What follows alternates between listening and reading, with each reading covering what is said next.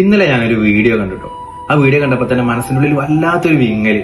റബ്ബേ ഇതെങ്ങനെയെങ്കിലൊക്കെ ഒന്ന് ശരിയായി കിട്ടണം ആ കുട്ടിക്ക് എന്നുള്ളൊരു മനസ്സിലൊരു തോന്നലൊക്കെ ഇങ്ങനെ വന്ന് കുറച്ച് കഴിഞ്ഞപ്പോ തന്നെ അതിന്റെ മറ്റു ഭാഗങ്ങളൊക്കെ വന്നിട്ടുണ്ട്. അപ്പൊ വീഡിയോ ഇട്ടിട്ട് ഒരു ദിവസമായിട്ട് നമ്മൾ കാണാൻ വൈകിയതാണെന്നുള്ളത്. ഏതായാലും ആ വീഡിയോ നിങ്ങൾക്ക് കാണിച്ചിട്ട് നിങ്ങൾ കണ്ടിട്ടുണ്ടാവും. നമ്മുടെ മുമ്പിൽ ഒരു കുട്ടി സംരംഭം വന്നേക്കണം. എന്താ അടുത്തുള്ളത്? ചായ. ചായ ചായ എന്തിനാ വെക്കണേ? പെരയിലെ ചെലവിന്. അപ്പൊ ഇയാണ് പെരയിലെ ചെലവ് വെക്കണത്?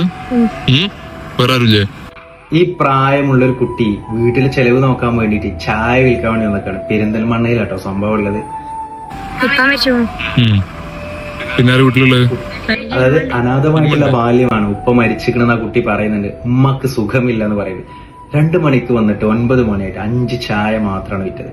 അതായത് ഒരു കുട്ടി തന്റെ കുടുംബം നോക്കാൻ വേണ്ടി നമ്മൾ മനസ്സിലാക്കേണ്ടത്, നമ്മളൊക്കെ ജീവിതം മെച്ചപ്പെടുത്താൻ വേണ്ടിയിട്ട് നെട്ടോട്ട് ഓടുമ്പോൾ ഒന്ന് ജീവിക്കാൻ വേണ്ടിയിട്ട് നെട്ടോട്ട് ഓടുന്ന എത്രയോ പേര് നമുക്ക് ചുറ്റുമുണ്ട് എന്നുള്ളതാണ് നമ്മൾ ഏറ്റവും കൂടുതൽ മനസ്സിലാക്കേണ്ടത്. തന്നെയാണ് വയറ് നിറച്ച് ഭക്ഷണം കഴിക്കുക, അപ്പുറത്ത് പട്ടിണി കിടക്കുകയാണെങ്കിൽ നമ്മിൽപ്പെട്ടവനല്ല എന്ന് മുത്തുനബി തങ്ങൾ തന്നെ പറഞ്ഞിട്ടുണ്ടല്ലേ.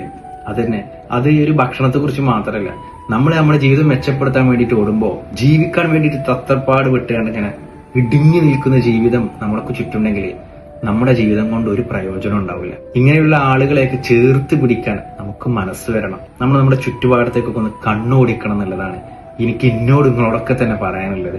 ഏതായാലും ഈ കുട്ടിയെ പിന്നീട് നഗരസഭ ഏറ്റെടുക്കുകയും അല്ലെങ്കിൽ ആ MLA ഒക്കെ പോയ വീഡിയോ ഒക്കെ നമ്മൾ കണ്ടതായിരിക്കും. ഇവര് തന്നെ നല്ലൊരു അക്കൗണ്ടും കാര്യങ്ങളൊക്കെ ഉണ്ടാക്കിയിട്ട് ഇവർക്ക് സഹായം എത്തിക്കാൻ വേണ്ടിയിട്ട് കഴിയുന്നത്. എന്തായാലും നന്മയുള്ള ലോകം, നന്മയുള്ള മനുഷ്യന്മാരും നമ്മുടെ ചുറ്റുമുണ്ട് എന്നുള്ളത്.